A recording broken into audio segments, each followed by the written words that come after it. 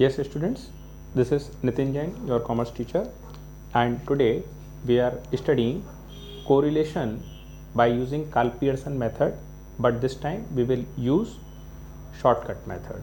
So you need to learn that when shortcut method should apply and what should be the procedure for calculating this one. So this time we are studying the chapter, this is correlation, and we are applying correlation by using Karl Pearson method.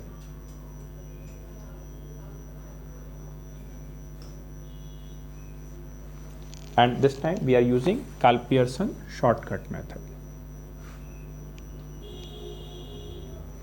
Students, ये Karl Pearson का जो shortcut method है ये अपने आप में students को देखने में लगता है कि बहुत बड़ा फॉर्मूला है, बहुत सारा वर्क है, लेकिन वास्तव में ये कॉम्प्लिकेटेड नहीं है। इवन अगर आप डायरेक्ट वाला मेथड करते हैं तो फॉर्मूला तो इसमें छोटा हो जाता है, लेकिन वास्तव में देखा जाए तो कैलकुलेशन का वर्क बढ़ जाता है। तो ये कैलकुलेशन को ईजी और कन्वीनियंट बनाने के लिए एक रास्ता है जिसमें आप पैटर्न फॉलो करते हैं। तो अभी में हम लोग यहाँ पर कार्ल पियर्सन का एक क्वेश्चन डिस्कस करते हैं, इमेजिनरी। तो हमने डिस्कस किया यहाँ पर एज ऑफ फादर, कोई एक कम्युनिटी है वहाँ पर हम डिस्कस कर रहे हैं एज ऑफ फादर। इस कम्युनिटी में जो एज ऑफ फादर है ये है 30 ईयर्स। आगे की फैमिली में है एज ऑफ फादर 35 ईयर्स, एक और है 40 years, 45 years, 50 years, 55 years and then 60 years. ये हमने एक कम्युनिटी में जाकर के स्टडी किया कि वहाँ अलग अलग परिवारों में एज ऑफ फादर कितना कितना आ रहा है। तो ये हमने अलग अलग मेंबर्स मिल गए। दूसरा हमने यहाँ पर लिखा है, पढ़ा है एज ऑफ मदर। इस वाली कम्युनिटी में जो एज ऑफ फादर के बाद एज ऑफ मदर मिला है, तो जिस फैमिली में एज ऑफ फादर 30 ईयर्स के थे वहाँ पर एज ऑफ मदर हमें मिला 28 ईयर्स। सेकंड वाली फैमिली में जहाँ पर एज ऑफ फादर 35 ईयर्स थे वहाँ पर हमें एज ऑफ मदर का एज मिला 32 ईयर्स। एक और नेक्स्ट फैमिली थी जहाँ पर एज ऑफ फादर 40 ईयर्स थे, वहाँ पर हमें एज ऑफ मदर मिला है 35 ईयर्स। 45 वाली फैमिली में एज ऑफ मदर हमें मिला 39 ईयर्स। 50 वाली एज ग्रुप वाली फैमिली में एज ऑफ मदर हमें मिला 48 ईयर्स। 55 वाली फैमिली में 48 ईयर्स फिर से मिल गया, और 60 वाली फैमिली में एज ऑफ मदर हमें मिला 52 ईयर्स। तो स्टूडेंट्स, ये हमारे पास दो डेटा हैं। अब वो पूछ रहे हैं कि क्या दोनों प्रकार की वर्किंग्स में आपस में कोई प्रकार का कोरिलेशन है, यानी एज ऑफ फादर और एज ऑफ मदर, ये डिटेल के अंदर में क्या कोई प्रकार का एसोसिएशन, कोई प्रकार का कोरिलेशन है। और ये वर्किंग जो हमें सीखनी है उसमें मेथड फॉलो करना है कार्ल पियर्सन शॉर्टकट मेथड। तो स्टूडेंट, सबसे पहले हम क्या काम करेंगे कि जैसे ये एज ऑफ फादर की सीरीज़ है तो अपनी मर्जी से इस एज ऑफ फादर को हम लोग एक्स मान लेंगे और सेकंड सीरीज़ में वाई सीरीज़ मान लेंगे इसको। और ऐसा करने से हमारे लिए वर्क करना, सीरीज़ को पहचानना या बार बार लिखना थोड़ा सा आसान हो जाएगा। तो हम पैटर्न करने वाले हैं age of father, age of mother, इनके पैटर्न में, इनकी एज ग्रुप में। अब सेकंड नंबर पर यहाँ पर अब निकाला जाएगा, तो इसके लिए हमें एज्यूम करना पड़ेगा ए, और फर्स्ट वाली जो सीरीज़ है फादर वाली सीरीज़, इसमें से किसी भी एक नंबर को हम मीन एज्यूम कर लेंगे। तो अब जैसे 30 है मिनिमम नंबर और 60 है हाईएस्ट नंबर, तो इन नंबर्स के बीच में जो एवरेज नंबर आ जाएगा, एक एज्यूम मीन आ जाएगा, उसमें कोई भी एक नंबर सेलेक्ट कर सकते हैं। तो फिलहाल मैंने सेलेक्ट कर लिया 40। तो एज्यूम मीन मैंने अपनी मर्जी से कोई सा भी एक नंबर सेलेक्ट किया, तो दिस इज़ 40। अब इसमें निकाला जाएगा डी, और इस डी का मतलब होगा एक्स यानी कि ये, और माइनस का ए जो हम इसमें एज्यूम किए हैं। तो अब इस सीक्वेंस के अंदर आ गया x माइनस ए, यानी कि हम इसमें डिफरेंस कंसीडर कर रहे हैं कि सीक्वेंस में कितना कितना वेरिएशन, कितना कितना अंतर इसमें आ रहा है। x माइनस ए यानी कितना वेरिएशन वर्किंग के अंदर है। तो x माइनस ए देखिएगा, या तो x तो कंसीडर किए 30 और a की वैल्यू थी 40, तो डिफरेंस हमारे पास निकल करके आ गया 10, लेकिन ये 10 है माइनस का। नेक्स्ट नंबर है माइनस का 5, आगे है 0, उसके बाद है 5 प्लस में है तो ये 5 है, onwards this is 10, 15 and this is 20। तो ये हमारे पास में ए ऑलरेडी हम एज्यूम कर चुके थे, तो तो ए वाली वर्किंग के बिहाफ पर हम इसमें कैलकुलेट कर रहे थे डी। तो डी निकालने का तरीका हमने क्या रखा, एक्स माइनस ए, एक्स और ए का डिफरेंस हम एस्टिमेट किए हैं। अब ये जो x माइनस ए है, तो इसमें एक खास बात मैं आपको बता दूं कन्वीनियंस के लिए, हालांकि अलग अलग राइटर्स का अपना अपना प्रकार का मेथड तरीका हो सकता है, लेकिन इस वाले d को हम एज्यूम कर रहे हैं dx। एक्चुअली ये हमारी पहचान है कि ये d कौन सा वाला d है। तो ये वाला जो d हम सेलेक्ट किए हैं वो x वाली सीरीज़ में से सेलेक्ट किए हैं, इसलिए हमने इसका नाम dx रख दिया है। कुछ बुक्स में इसका नाम dx है और कुछ बुक्स में इसको और अलग अलग तरीक़ों से भी डिफ़ाइन किया गया। तो ये पर्सन टू पर्सन अलग अलग हो सकता है, ये आपकी समझदारी के लिए, समझने के लिए मैंने इसका नाम dx रखा है। अब नेक्स्ट नंबर पर जैसे a तो एज्यूम हो गया, तो नेक्स्ट नंबर का काम इसके अंदर में सेकंड वाली सीरीज़ आ जाएगी, y वाली सीरीज़, और इस सीरीज़ में से फर्दर हम लोग किसी भी नंबर को एज्यूम करके आगे कवर करेंगे। तो यहाँ मिनिमम वैल्यू है 28 और मैक्सिमम वैल्यू है 52, तो इनमें से कोई सा भी एक नंबर हम यहाँ पर अपनी मर्जी से एज्यूम फर्दर कर सकते हैं। तो अब की बार मैंने इसमें एज्यूम कर लिया सपोज़ 39, तो 39 अगर हम एज्यूम करते हैं तो क्या बात बनता है उसको देखते हैं। तो यहाँ पर अब की बार हमने a एज्यूम किया है 39। स्टूडेंट जैसे हमारे पास ये सीरीज़ है, इसकी मिनिमम वैल्यू 30 है, मैक्सिमम वैल्यू 60 है, तो मिनिमम और मैक्सिमम वैल्यू को तो हम एज्यूम मान नहीं सकते मीन, तो बाकी के कोई भी नंबर को हम मान सकते हैं मीन। तो हमने चाहिए कि हम लगभग अप्रॉक्स मिडिल नंबर्स में से हम मीन माने। सेम सीक्वेंस हमने यहाँ भी फॉलो किया 28 और 52, तो इसकी सीरीज़ में जो मिडिल नंबर है उसको हमने अपनी मर्जी से एज्यूम कर लिया। हालांकि आप वर्किंग कोई सा भी एज्यूम कर लीजिए, आंसर एक ही आएगा। यहाँ पर वैल्यू फिलहाल 39 हम एज्यूम करके सेलेक्ट करके चल रहे हैं। तो ए की वैल्यू हो गई 39। अब इसमें निकालेंगे डी, और अब की बार जो डी निकालेंगे इसका मतलब हो जाएगा y माइनस ए। तो y सीरीज़ तो सामने लिखी ही हुई है पहले से ये वाली, और y सीरीज़ में y माइनस ए कर लेंगे तो d निकल आएगा। अब देखा जाए तो पहले वाला सीरीज़ है ये भी d है और दूसरा वाला सीरीज़ भी d है, तो पहचान करना कई बार मुश्किल पड़ता है कौन सा वाला d कौन सी सीरीज़ का था, इसीलिए हम यहाँ पर लिख देते हैं dy, ताकि हमको खुद को पहचान रहे कि कौन सा वाला d कौन सी सीरीज़ को बिलोंग करता है, dy। तो यहाँ स्टूडेंट हुआ ये कि जैसे dy निकालना है तो 39 वहाँ पर था और ऊपर था 28, तो डिफरेंस कर लेंगे कितना आ जाएगा, डिफरेंस आ जाएगा यहाँ पर माइनस का 11। तो d की जो वैल्यू आ गई वो आ गई माइनस का 11, यानी कि हमने 28 में से 39 माइनस किया तो माइनस का 11। अब यहाँ पर है 32 और वहाँ पर है तो ये आ गया माइनस का 7। आगे वैल्यू है 35 और यहाँ पर है 39, तो वैल्यू आ गई माइनस का 4, यहाँ आ जाएगा 0। आगे है 48 और वो है 9, यानी कि वैल्यू आ जाएगी 9 गैप में। ये 48 है तो एक और 9 आ जाएगा, और उसके बाद 52 है तो 52 और 39 का डिफरेंस करेंगे, दिस इज 13।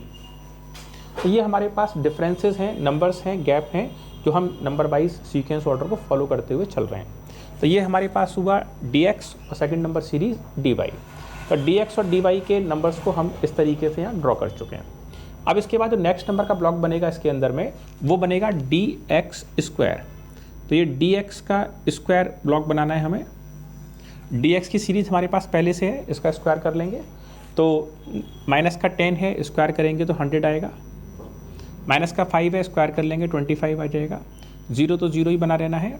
5 को स्क्वायर करेंगे 25, 10 को स्क्वायर करेंगे 100, 15 को स्क्वायर करेंगे 225 और 20 को स्क्वायर करेंगे 400। ये तो हमारे पास नंबर x जो था dx की सीरीज़ थी उनको स्क्वायर करने से आने वाली टेबल बनी। सेम प्रोसीजर हम लोग फॉलो करने वाले हैं dy स्क्वायर को, सेम सीक्वेंस फॉलो होगा dy स्क्वायर। अब जो ये dy है ये सेकंड वाला नंबर है, इसको स्क्वायर करेंगे। सो 11 को स्क्वायर करने से ये हो जाएगा 121, 7 को स्क्वायर करने से 49। भले से आप माइनस के नंबर को स्क्वायर करें या पॉजिटिव नंबर को स्क्वायर करें, वैल्यू हमेशा पॉजिटिव आती है। 4 को स्क्वायर कर लेंगे तो वैल्यू हो जानी है 16, 0, 81, फिर से 81 और इसको स्क्वायर करने से 169। इसको टोटल करने में जरा देखिएगा कितना कितना टोटल बनता है इसका, जिससे कि हम ये नंबर्स को आगे एस्टिमेट कर पाएंगे। तो यहाँ पर मैं dx स्क्वायर है टोटल कीजिए और dy स्क्वायर है इसको भी टोटल करना है। अब नेक्स्ट नंबर पर हमारे पास आखिरी ब्लॉक यहाँ बनाए जाने के लिए है, तो ये ब्लॉक का नाम है dx dy। तो अब जो आप इसमें आगे का ब्लॉक बनाएंगे, इस आगे के ब्लॉक का नाम हो जाएगा dx dy। तो dx dy के नंबर्स को हम ड्रॉ करने वाले हैं। अब हमारे पास dx तो ये रहा और dy ये रहा। माइनस का 10 है और मल्टीप्लाई करना है माइनस के 11 से। तो माइनस का 10 मल्टीप्लाई विद माइनस का 11 होगा, तो माइनस का 10 माइनस के 11 से मल्टीप्लाई कर देंगे तो वैल्यू आ जाएगी 110। लेकिन ये 110 पॉजिटिव आएगा कि नेगेटिव आएगा? माइनस का 10 मल्टीप्लाई विद माइनस 11 तो वैल्यू आ जाएगी पॉजिटिव 110। यहाँ पर है 35 और वैल्यू आ जाएगी पॉजिटिव 35। 4 मल्टीप्लाई 0 कर देंगे तो 0 रह जाएगा, 5 मल्टीप्लाई 0 कर देंगे तो ये भी 0 रह जाएगा, 9 multiply with 10 this is 90, this is 135 and this is 260। ये नंबर्स हमारे पास टोटल हो चुके हैं और ये सीक्वेंस ऑर्डर वर्किंग कर लिया। स्टूडेंट्स, जैसे हमने इन नंबर्स को यहाँ टोटल किया है तो टोटल करने में जानकारी मिल रहा है हमारे पास में कि सिग्मा डी एक्स को टोटल किया दैट इज़ 35, माइनस का 10 माइनस का 5 प्लस का 5 प्लस का 10 तो दोनों आपस में कैंसिल आउट हो गए, तो 15 प्लस 20 दिस इज़ 35, माइनस का 11 माइनस का 7 दिस इज़ माइनस 18, माइनस का 4 माइनस का 22 हो गया, 9 और 13 पॉजिटिव 22 हो गए, कैंसिल आउट हो गए, तो बचते हैं 9, पॉजिटिव 9 यहाँ पर आ गए। यहाँ चूँकि सारे ही नंबर पॉजिटिव हैं तो डायरेक्टली टोटल कर देंगे। This total is 875, this total is 517 and this is 630। तो स्टूडेंट्स, ये डिटेल आपके पास कॉपी हो जानी चाहिए जिससे कि आपको दिक्कत ना बने। अभी मैं कुछ डिटेल्स को कॉपी कर रहा हूँ, साइड से नोट कर रहा हूँ ताकि हम सवाल को अटेम्प्ट करने के लिए स्पेस बना सकें। तो यहाँ हमारे पास जो अब वैल्यू है यह है समीशन डी एक्स, वैल्यू निकल करके आया है 35 समीशन डी एक्स का। आगे है समीशन डी वाई, ये वैल्यू हमारे पास है 9। आगे है समीशन डी एक्स स्क्वायर, तो ये वाली वैल्यू है 875। उसके बाद है summation d y square, so this is 517 and last है summation d x d y, finally this is 630। हमने कुछ नया काम नहीं किया स्टूडेंट, जो नंबर्स पहले से लिखे थे वो साइड में एक तरफ कॉपी कर लिए। नंबर ऑफ ऑब्जर्वेशन गिन लीजिए, सो 1 2 3 4 5 6 7, तो यहाँ पूरी सीरीज़ में जो n हमारे पास आ रहा है दिस इज 7। तो ये हमारे पास ऑब्जर्वेशंस हैं जो हम ड्रॉ कर रहे हैं। अब हम थोड़ा सा स्पेस बनाने के हिसाब से स्पेस खाली करेंगे। ये हमने यहाँ से इसको हटा दिया और अब हम जो नंबर्स हैं हमारे पास उसी डिटेल से आगे का काम बन जाएगा हमारा, और उसमें हम सर्च करेंगे कि हम कार्ल पियर्सन का जो शॉर्टकट मेथड है ये कहाँ और कैसे करके अब इसमें अप्लाई करने वाले हैं। तो कार्ल पियर्सन के कोरिलेशन को ड्रॉ करने के लिए जो नंबर्स हैं वो ये वाले चलेंगे। अब जरा इसका फॉर्मूला समझेंगे स्टूडेंट जिससे कन्फ्यूज़न ना बने। तो यहाँ पर है आर के, ये जो आर लिखा है दैट इज सिम्बॉलिकली कोरिलेशन, और जो सामने नीचे छोटा वाला के लिखा है that is indicates Karl Pearson. तो स्टूडेंट यहाँ पर एक छोटा फार्मूला, छोटा तो नहीं कह सकते, फार्मूला अप्लाई होगा। तो फार्मूला है यहाँ पर summation d x d y into n, formula है summation d x d y into n minus summation d x into summation d y. ये हमारे पास पहला सीक्वेंस है, summation d x d y into n minus summation d x into summation d y. Second number पर इसमें upon लिखेंगे पूरे के नीचे और उसके नीचे एक बड़ा सा अंडर रूट स्क्वायर रूट बना देंगे।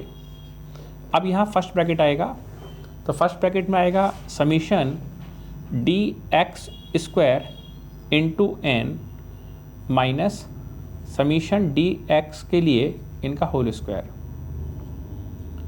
जो सीक्वेंस स्टूडेंट्स यहाँ पहले वाले ब्रैकेट में x के लिए यूज़ हुआ है, summation d x square into n minus summation d x के लिए उसका होल स्क्वायर, सेम यही सीक्वेंस अब हम आगे y सीरीज़ के लिए फॉलो करने वाले हैं। तो y सीरीज़ में फॉर्मूला अप्लाई होना है यहाँ पर summation d y square into n minus summation d y इनका होल स्क्वायर, ये फार्मूला हो गया क्लोज। तो ये वाला पैटर्न रहा, इसमें आर के कैलकुलेट करने की बात है। तो यानी Karl Pearson correlation by using shortcut method working, हमने फार्मूला लिख दिया। फार्मूले के अंदर में वैल्यूज हम पुटअप कर लेंगे, इट्स नाउ वेरी इजी।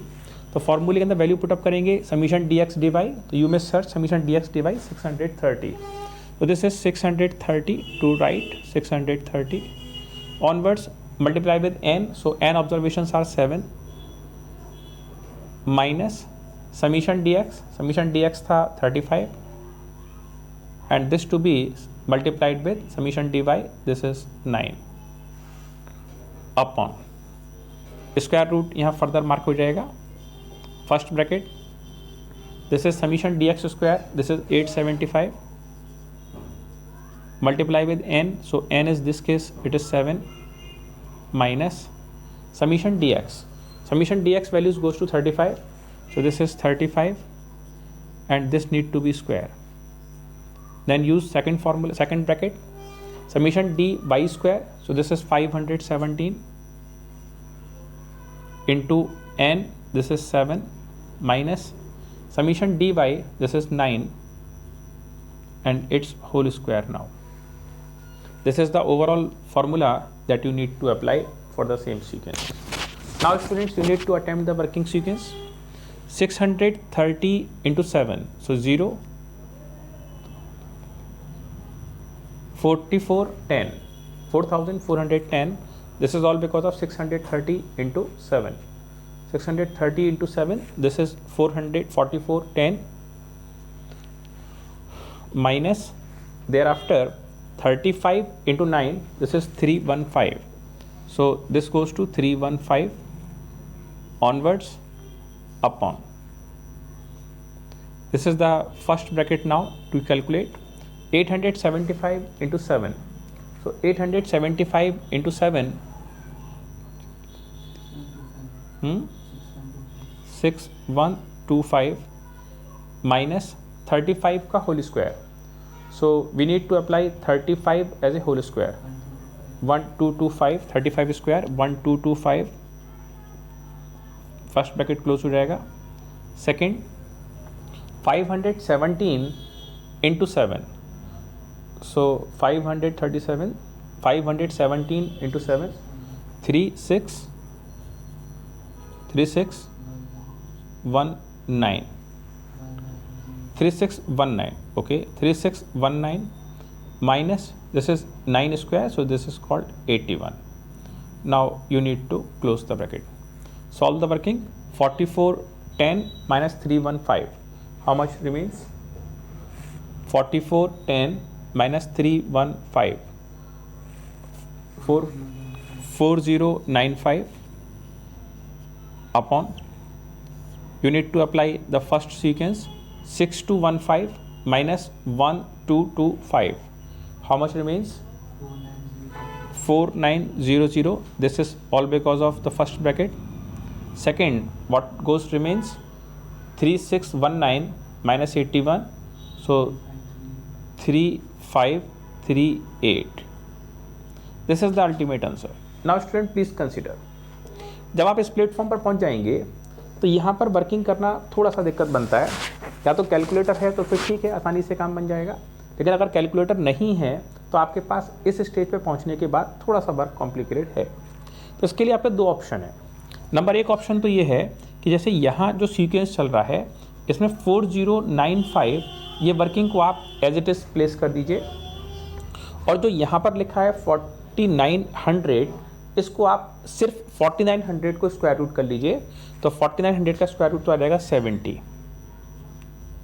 और सेम सीक्वेंस में दूसरा वाला जो है 3538 इसको स्क्वायर रूट कीजिए, तो 3538 का जो स्क्वायर रूट कैलकुलेट करेंगे तो अभी देखते हैं कितना वैल्यू इसमें से निकल करके ड्राइव होता है। 3538 इसका स्क्वायर रूट, डेसिमल के बाद 2 डिजिट्स ले लेंगे इसमें, डेसिमल के बाद से 59.49, तो दिस इज 59.48, चलिए 59.48। स्टूडेंट यहाँ पे दो तरीके थे। तरीका नंबर 1, या तो हम इन दोनों नंबर्स को मल्टीप्लाई कर लें और वो जो मल्टीप्लाई करने के बाद आ जाए उसका स्क्वायर रूट निकाल दें, वाकई में टेक्निकल टॉपिक। आसान तरीका, इस नंबर का अलग स्क्वायर रूट कर लीजिए, इस नंबर का अलग स्क्वायर रूट कर लीजिए, और उसके बाद इन नंबर्स को यहाँ पे मल्टीप्लाई कर दीजिए, जिससे कि नंबर्स की वैल्यू निकल करके आ जाएगी। इन नंबर्स को आपस में कैंसिल आउट करने से जो नंबर निकल करके आएगा वो नंबर हमारा सही मायनों में कोरिलेशन बन जाएगा। सो 4095 डिवाइड बाई 70, 4095 डिवाइड बाई 70 कितना बनता है भाई? 4095 डिवाइड बाई 58.5। तो स्टूडेंट यहाँ जो फिलहाल बात है ये 70 से कैंसल आउट किया, तो यहाँ ऊपर बचता है 58.5 और नीचे आता है 59.48। Please check this, 58.5 divide by 58.5 divide by 59.48, 58.5 divide by, sorry आ ही नहीं सकता, कम आएगा, 58.5 डिवाइड बाय 58.5 पहला लिखा जाएगा, 58.5 divide by 59.48। It is approx 98% or 99%, just we are calculating the same things. So 0.98, this is 0.98। Students ये आपका फाइनल आंसर हो गया। क्या आप ये समझ पा रहे हैं कि ये जो आंसर आ रहा है पॉजिटिव नंबर आ रहा है, और चूंकि ये नंबर पॉजिटिव नंबर आ रहा है इसका मतलब ये है कि ये पूरी की पूरी कैलकुलेशन के अंदर पॉजिटिव कोरिलेशन है। तो यहाँ पर इन्फॉर्मेशन को पॉजिटिवली कोरिलेट किया गया है, जानकारी मालूम चल रही है कि कौन सी एक इन्फॉर्मेशन दूसरी इन्फॉर्मेशन से किस प्रकार से एसोसिएट हो पा रही है।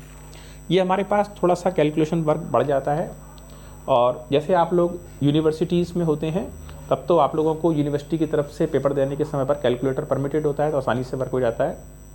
नहीं तो जब कभी भी स्टूडेंट्स को क्वेश्चन करने के लिए दिया जाता है तो वहाँ पर अगर कैलकुलेटर परमिट नहीं है तो टीचर इस बात को ध्यान में रख के चलते हैं कि कैलकुलेशंस इस प्रकार से बनाई जाएं जिससे स्टूडेंट आसानी से क्वेश्चन को अटेम्प्ट कर जा पाएँ। प्रोसीजर बिल्कुल क्लियर है स्टूडेंट्स। मैंने यहाँ पर वर्किंग के लिए dx और dy यूज़ किया, इसका मतलब calculation from first series, calculation from second series. ये चीज़ बुक्स टू बुक्स और पर्सन टू पर्सन थोड़ा सा अलग हो सकता है और ये थोड़ा सा डिफरेंस है, लेकिन मैंने जानबूझ करके dx dy इसलिए यूज़ किया ताकि आप लोगों को ये समझ बने कि कौन सी वर्किंग dx यानी फर्स्ट सीरीज़ में से है और कौन सी सीरीज़ सेकंड सीरीज़ में से इसमें चल रहा है। हमने जो वर्किंग करने के लिए प्रोसीजर फॉलो किया उसमें हमारे पास जैसे दो सीरीज़ थी, तो दो सीरीज़ की इन्फॉर्मेशन जो हमारे पास करंट सवाल चल रहा था, तो इसमें हमारे पास दो सीरीज़ थी।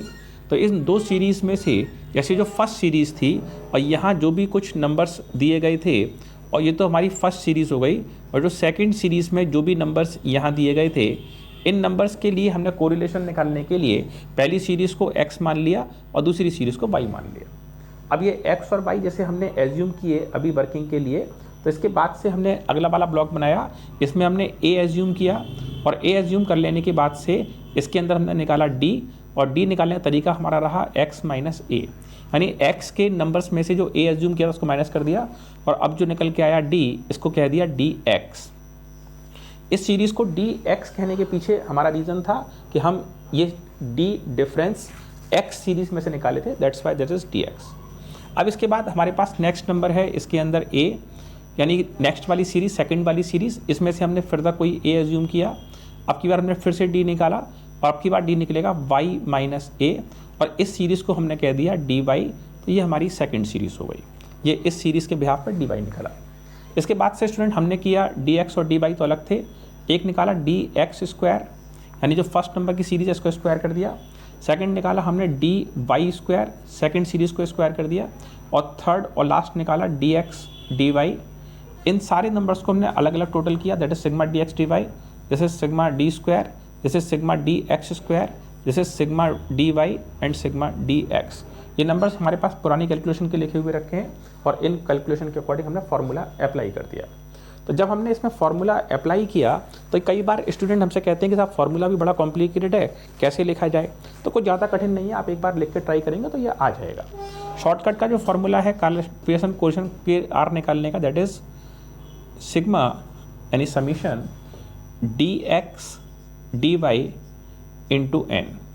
अब की बार dx dy साथ साथ हैं, आगे अलग अलग कर दो, तो माइनस में आ जाएगा sigma dx into sigma dy। पहला ब्रैकेट तो भाई यही बन गया, अपॉन अब स्क्वायर रूट है, तो जो इन्फॉर्मेशन फर्स्ट ब्रैकेट में है वही इन्फॉर्मेशन सेकंड ब्रैकेट में है, बस ये कि फर्स्ट इन्फॉर्मेशन x के लिए, सेकंड सीरीज y के लिए।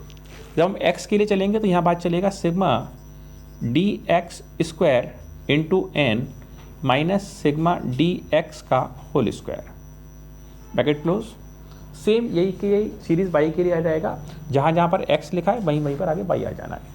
तो यहाँ पर सीक्वेंस चलने वाला है sigma d y square into n minus sigma d y का होल स्क्वायर।